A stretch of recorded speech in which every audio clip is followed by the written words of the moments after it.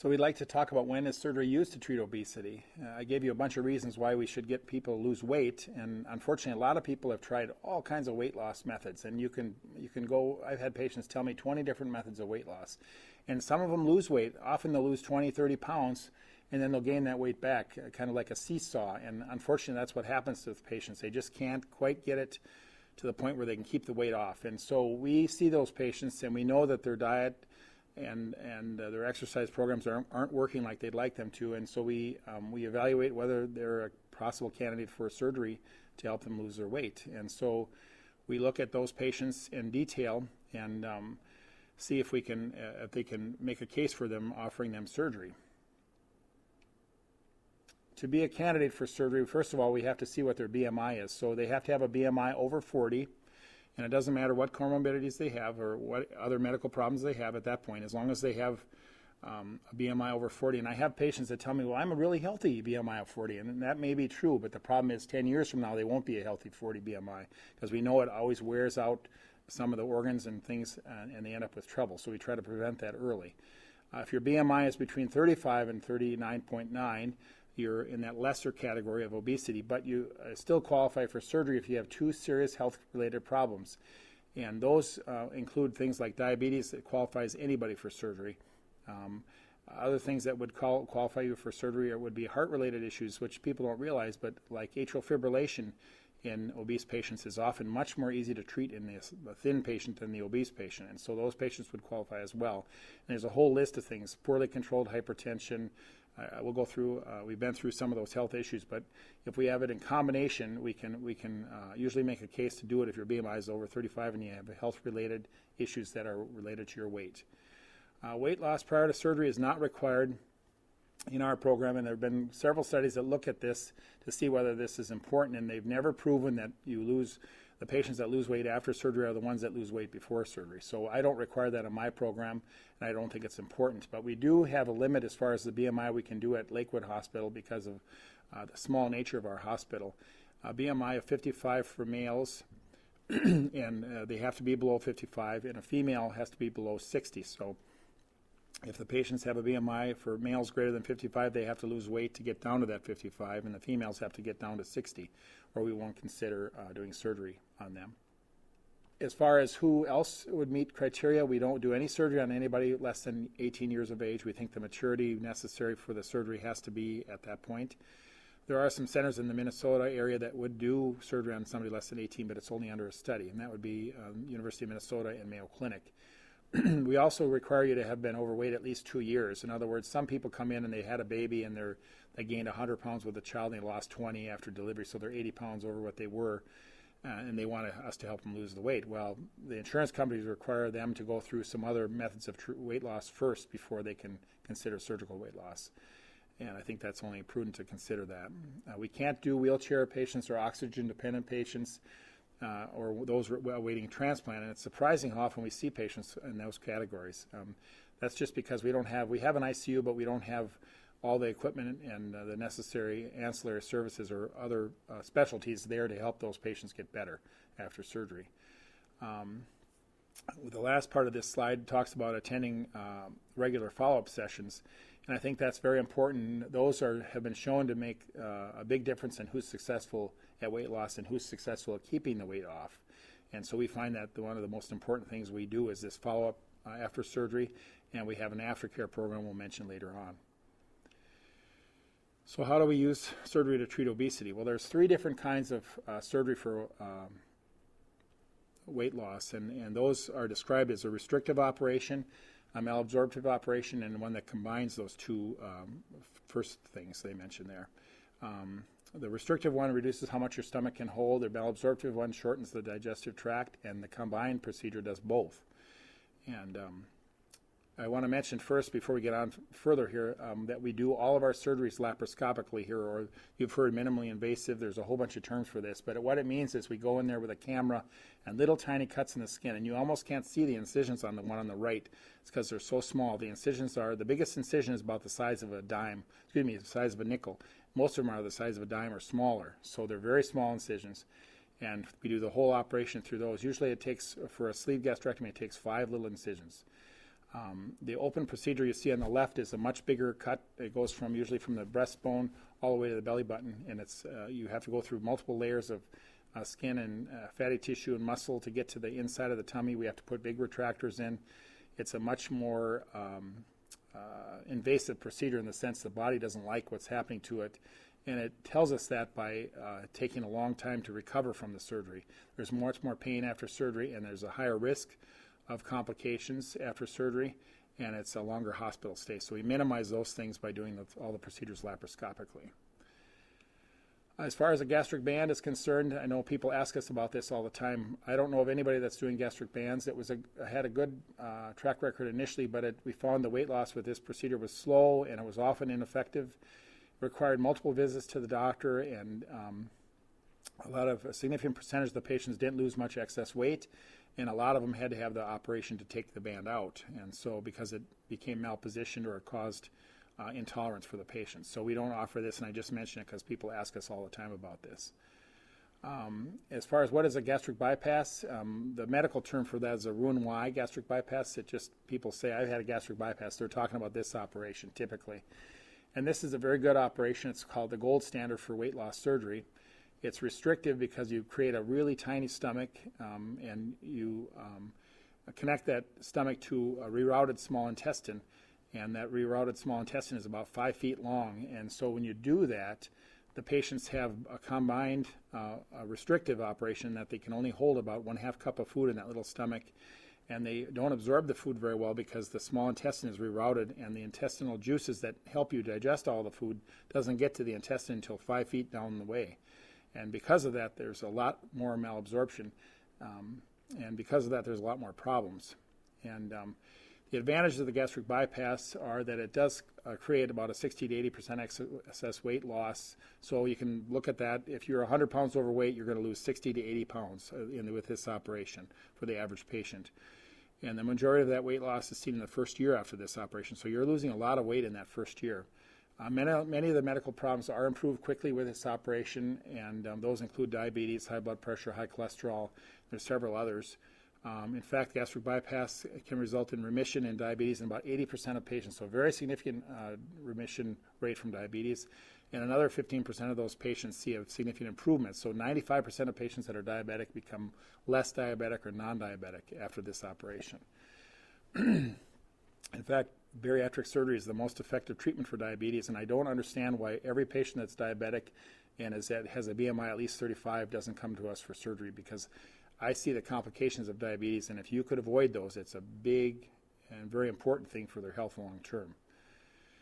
Disadvantages of the gastric bypass. Now, this is important because we see a lot of patients that have this operation that have problems down the line, and that's because this is a more invasive and complex procedure. It involves making that small stomach and rerouting this small intestine.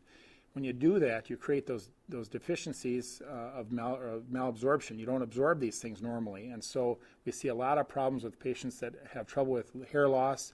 They have trouble with iron deficiency, calcium deficiency, B12 and folate deficiency. They have to take supplements on a daily basis to the tune of multiple, handfuls of vitamins every day. They also have to, and this is lifelong, it's from the day of the operation on.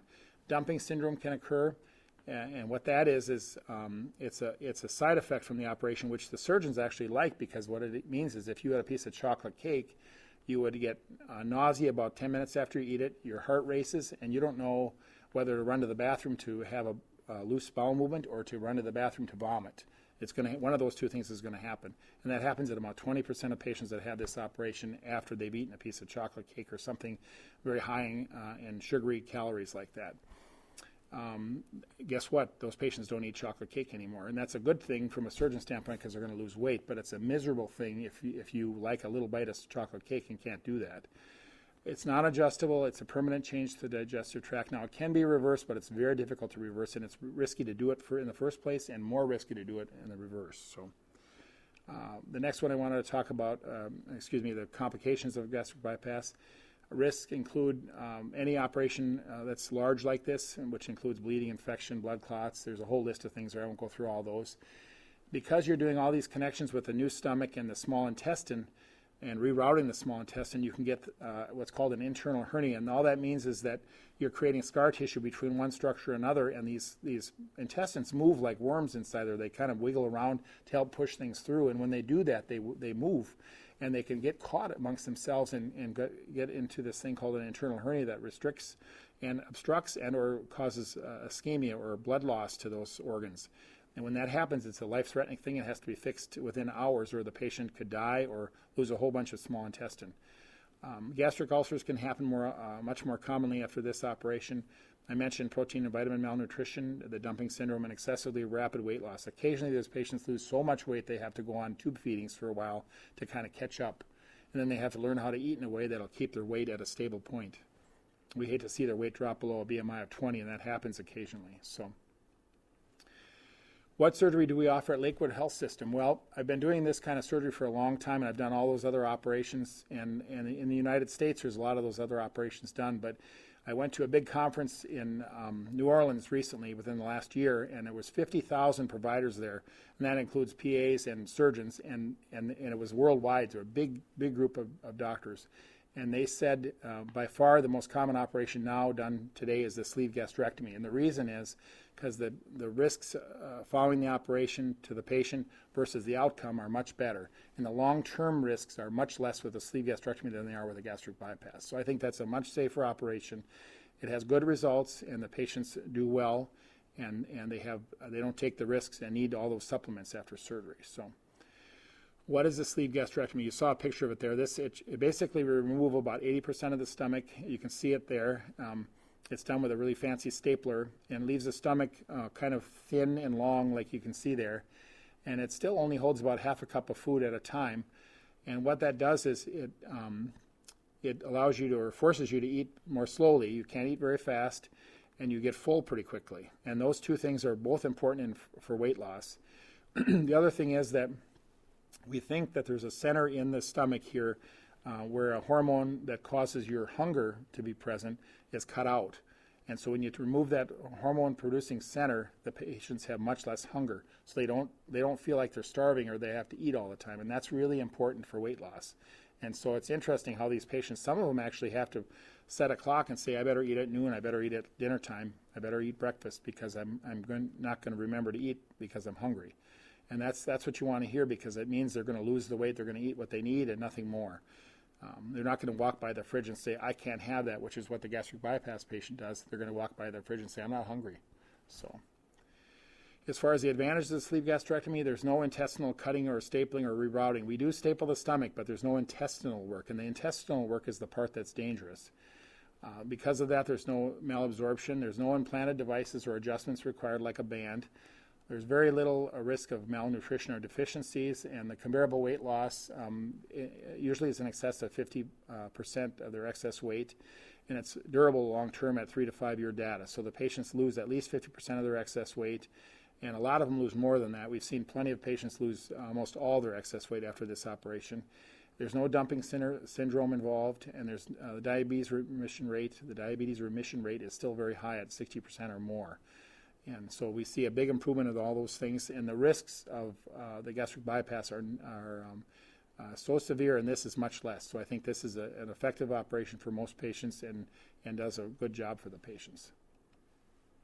Disadvantages of the sleeve: we do take out that part of the digestive tract. That stomach is gone, and so it's not reversible.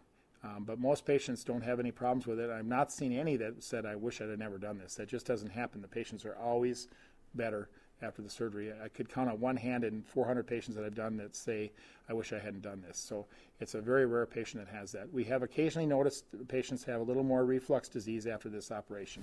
When I was in a meeting with all those people, that 50,000 group, a meeting probably 5,000 doctors, they had us raise our hands. Who would not do this operation in a patient that had bad reflux? And not a soul raised their hand. So they all agreed that the operation's effects are better than the risk of having worse reflux disease afterward. And what I find is that the patients that complain about reflux, they're just not eating, they're eating too fast or they're eating too much at a time. And I tell them that's their stomach telling them they're eating too much. They need to slow down, reassess what they're doing, and often the reflux goes away. So it's not been a problem with my patients. Potential complications of sleeve gastrectomy, we can see it's, again, a big operation. It's like very similar to taking out your gallbladder. The patients that have had both operations tell me it's very similar as far as pain after surgery, and it's very similar as far as how quickly they're back to normal activities, etc. You can see there's a risk of bleeding, infection, blood clots, all those things, pneumonia, cardiac events, and death. We assess the patient for those things, the risks of those things ahead of time, and try to prevent taking anybody to surgery that's at risk for a cardiac event, that kind of thing. A leak is much less common than it is in a gastric bypass because there's much less stapling done in this operation. The leaks happen when you connect stomach to small intestine, which doesn't happen in this operation. Obstructions don't happen, internal hernias don't happen, they just are very rare, and gastritis or ulcers are much less common in this operation than the other operation, especially in smokers, and I comment upon that because we really work hard to get everybody to stop smoking before we do any of these operations, and that's a hard stop for us. If they're smoking still, we won't do the operation because we think it's very important they don't smoke. And that brings us to this smoking cessation slide. We just have to have the patients off all nicotine forms 6 weeks before surgery, and that's because we don't want to see those complications. And we know that this is as life-threatening as anything else they do. And the patients are just much less likely to get infection and much less likely to have ulcer formation and things like that after an operation if they're still smoking. So how do we make this tool work? There's several things we need to do before surgery, and this is common for all the operations we've described. A low carbohydrate, high protein liquid diet for 14 days before surgery. And then the patients come to surgery, and I should mention the example is this Carnation Instant Breakfast, which is readily available at all grocery stores. And it comes in two forms. It comes in the low sugar form and the regular sugar form. We pretend we're all diabetics when we take this, so we get the low sugar form. And we add protein powder, usually whey powder, which is the cheapest you can buy. You can buy other forms, and there's multiple different methods of adding protein, which the dietitian will go over with you as you get to this point. We think it's important for all the operations to be successful. It shrinks the liver. The first 20 pounds you lose really affects the liver size. It makes the operation safer for me to do and safer for you to have done. So it's a good thing. And it's a good test run because after the operation, when you wake up, the first thing we do is put you back on a liquid diet, and you have to be on that for 2 weeks after surgery. So it's important to see that you could tolerate the liquid diet for 2 weeks before. It's miserable. Most patients tell me the first 2 or 3 days are bad, and then after that they just sail through it. And usually they lose more than 10 pounds, and I've had some patients lose 35 pounds before surgery in that 2 weeks just because they've been on a liquid diet. So how do we make the tool work? There's a bunch of things here that happen. We continue that liquid diet for 2 weeks after surgery. We go ahead and after 2 weeks they go on a pureed diet, and that pureed diet is like baby food, and they can eat anything they want. There's no restrictions.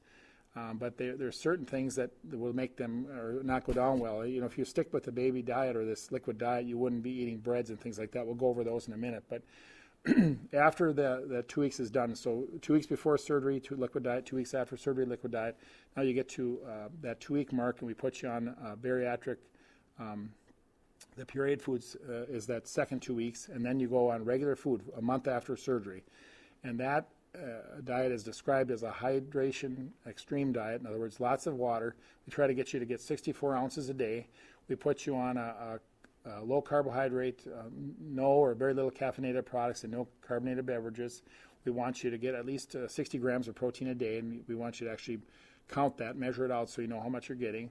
And we want you to separate solids and liquids. So we call these, the dietitians call these dry meals, and I think that's interesting. But what you find is that if you have an operation like this, and if you take a bite of, say, hamburger, and you right away take a big glass of water and gulp a little bit of water, you're going to wash that hamburger right through that little stomach, right through that narrow tube, and it's going to go right into your small intestine. And guess what? You've got room for more hamburger or whatever else you want to eat.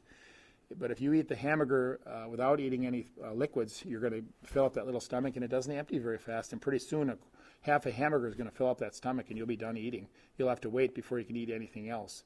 And we do want you to get your liquids. You can drink up to 20, actually up to 5 minutes before you eat, but we want you to wait at least 20 minutes after you eat before you drink liquids again. We want you to chew well and eat very slowly, and we want you to be mindful of what you're doing. So you don't eat while you're watching a ball game. You don't eat while you're kibitzing with your friends. We want you to pay attention to what you're eating, enjoy your food, and plan on how much you're going to eat and stop at that point. And it's very important to prepare your meals. So if you're on the road or if you're at work, you should bring your food with you so you're not buying it out of a vending machine, that kind of stuff. It's very important to do that. And a daily multivitamin, even for this operation, is important, although not life-threatening like it is after the gastric bypass. And we think calcium's important for all adults, especially females, but we worry about osteoporosis on those patients. So if we go on from here, we talk about what things can I eat. And there are some things with the gastric bypass you can't eat. A lot of patients tell me there's certain meats they can't eat, things like that. Doughy bread is tough to get down, white rice, some pastas, drier meats, all those things are hard to swallow because they form a ball, and when they go down, the other thing I don't have on the slide here that people complain about all the time is like scrambled eggs kind of goes down and sticks like a mat as it goes down, and it just doesn't go through very well. A sleeve gastrectomy is very similar. If you can ball something up into a ball, it's just not probably good to eat because it'll stick, it'll be like peanut butter on dry bread trying to go through that esophagus and through that stomach. It just gets stuck. So we really avoid doughy breads. We avoid white rice that sticks together. We avoid some pastas. And the patients kind of get used to which ones they can take. And they also have to avoid drier meats, like a real dry turkey. Some pork is pretty dry. And some chicken, if it's made in a dry manner, is hard to swallow too. So, and you just find you have to take those drier things with smaller bites and chew very carefully and make sure they go through before you take more of that. Maybe separate those with other things. And again, I don't want you washing the food down with water. That's just not a good idea because it'll force you to, it'll allow you to eat more than we want you to eat. Recovery after surgery for a sleeve gastrectomy, usually you're home in 1 to 2 days. And most patients, we make sure they can tolerate liquids after surgery. They tolerate carnations for breakfast before they leave the hospital, which is the day after surgery. The patients usually feel quite good. They do have a little nausea first thing after surgery, and that happens usually 8 to 10, 12 hours after surgery, and then it gets better. We do put them on a 30-pound weight restriction, which takes is on for about 3 weeks. That's because all those little incisions have to heal, and we don't want you to get a hernia in those little wounds. And knock on wood, I haven't seen a hernia on any patients that we've done this on, or this operation to. So I think the 30 pounds works quite effectively for those patients. As far as follow-up schedule for a sleeve gastrectomy, 2 weeks after surgery we'll see you, and then I'll see you again at 6 weeks. Intermingled with those, the dietitian is going to be seeing you when we make diet changes. They'll often see you. I see you at 2 weeks. They'll see you at 4 weeks when you go to regular diet. And then at 6 weeks, I want to see you after you've been on regular diet for 2 weeks, so we can often turn up some problems that we can solve by just going over what you're eating. And then I see you again at 6 weeks later, which puts us at 3 months after surgery. And then we see you every 3 months that first year just to make sure things continue to go well. And there's very little we need to do as far as lab work. Occasionally we'll do something if we're concerned about something, but most patients don't need lab work for this operation. That's a big difference from the gastric bypass patients who all need lab work every time you see them.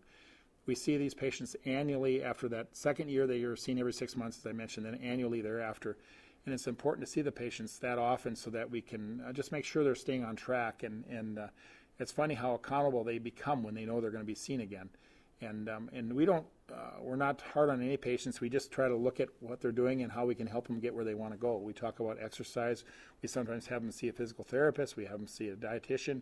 Again, if they need to, a year out, 2 years out, we have them see the pharmacist if they're having some trouble with some of the drugs they're taking. And as they lose the weight, they'll be able to back off a bunch of the drugs they need. We'll get rid of the CPAP machine, hopefully. We'll be able to do a lot of these things that our goals were achieved as they lose the weight. So that's really fun to see. Other visits are needed as any issues arise or need arises, and fortunately those are rare. As far as our Lakewood Health System Bariatric aftercare program I mentioned earlier, it's very important to patients to have a support group where they can come and talk about the issues they're dealing with, and they can talk to other patients that are somewhere in the same journey they are. And they can talk about, hey, what did you do when this problem happened? Or what did you do when that problem happened? And they can it's so nice to bump it off of a peer instead of a physician or a dietitian or whatever. And so we meet every Tuesday of the month, the first Tuesday of the month at 7 a.m. and also at noon and 5 p.m. And we try to schedule the sessions based on need. So we don't do all those every month, but if there's a real need for the morning ones, we'll do that, or we kind of play it by ear. But anyway, those sessions, usually there's a dietitian or the surgeon or the psychologist there. We present a little information about a topic. We picked like a 15-minute talk we wanted to emphasize that week, and then we let the patients take over and we talk about whatever they want to talk about. And it's funny, you almost can't get a word in edgewise. They just go all out, oh, you should try this. Hey, I had this problem and I did this and it really works, so try that. And they exchange websites, and it's fun to see. So And it's fun to see how excited they are about weight loss. And those patients are the ones that are the most successful because they realize how important it is and how much better they are than they were before surgery. So I just thought I'd review the steps you need to go through to become a weight loss surgery candidate at Lakewood Hospital. And again, this is based on the National Institute of Health criteria, so it's a national thing. You go to any other hospital, they'll tell you the same thing. So you attend the information session, which you've just listened to now. You return a health history packet, and we look at your insurance benefits. You should call your insurance company, see if you have a bariatric benefit available to you, and also we'll call them too once you call us and say you're interested. You'll see one of the surgeons, myself or Dr. Henson. We'll have you see the dietitians, and usually that requires 6 monthly visits, and that varies by insurance companies. Some insurance companies only require 2 visits. Some require more than 6, depending upon how you're doing in the program. But we get you through that, and the dietitians are very important. It gets you to stop smoking, get you to cut back on caffeinated products and carbonated beverages, and kind of get on the track of what you're doing now that's not working as far as your weight. We complete a psychological evaluation for all patients, and that's, again, required. And we find that we can avoid these things called transfer addictions, and I think we have a slide about that in a minute here. We also talk about, we review this as a core team, in other words, the surgeon, the dietitian, the psychologist, and some nursing staff, et cetera, all meet, and they say, well, is this patient ready for surgery? And everybody has veto ability, so the dietitian can say, this patient isn't ready. Guess what? No matter what I say as a surgeon, we're not going to do surgery on that patient. So it's important that they all have an equal say, and that keeps everybody honest about what the patient's doing and how we're going to best get these patients through. Once they decide we authorize for what's called a prior authorization, we send a letter to your insurance company that says, hey, we think this patient's ready. They'll send us, they have a month to answer us. Usually they answer us within a week. And once we get that, then we call you and say, hey, we're approved. We can go ahead with surgery. So then we have to pick a date, and it's usually 2 or 3 weeks in advance, maybe even a month from now. We pick a date, we put you on the liquid diet 2 weeks before. The nutritionist sees you or the dietitian sees you and goes over the diet again, so you make sure you understand what you're getting into. We have you meet with a pharmacist if you're having a lot of medications that may have to be adjusted during that liquid diet period. And then once that's all set up, we go to surgery, and then we have the follow-up I described earlier. Just a slide on transfer addiction. We do worry about this, and that's why you see the psychologist, because some people that have a food addiction can switch that to an alcohol addiction or another drug addiction or a gambling addiction or whatever. You can pick another addiction. It's just one of those things. We just know some patients are a little bit susceptible to this, and we try to make sure that they understand that we're there to help them, and we can avoid these things if we're just aware of it. And so we mention that to the patients and go over all those things in detail ahead of time. So you get to the end of this whole situation, and say you go through the dietitian's visits, you lose 40 pounds, and you can say, hey, I can do this on my own. Hooray, we're excited for you because we'd love you to not have to have surgery to lose weight. And I have patients that have had that done and not had to have surgery and were successful. If you decide that surgery is right for you and you think we're going to take good care of you, which we will, the sleeve gastrectomy is what we'd offer you here. And if you decide you don't want surgery, you don't have to have surgery. And it's interesting how the insurance companies won't even let you see a dietitian in a lot of cases unless you're diabetic or unless you have a bariatric umbrella following you along. So we can get you to see all those dietitians, and the insurance company will usually pay for that. And it's a benefit for you that may be not accessible any other way. So hopefully you'll be successful and we can get you where you need to be, and I appreciate you listening.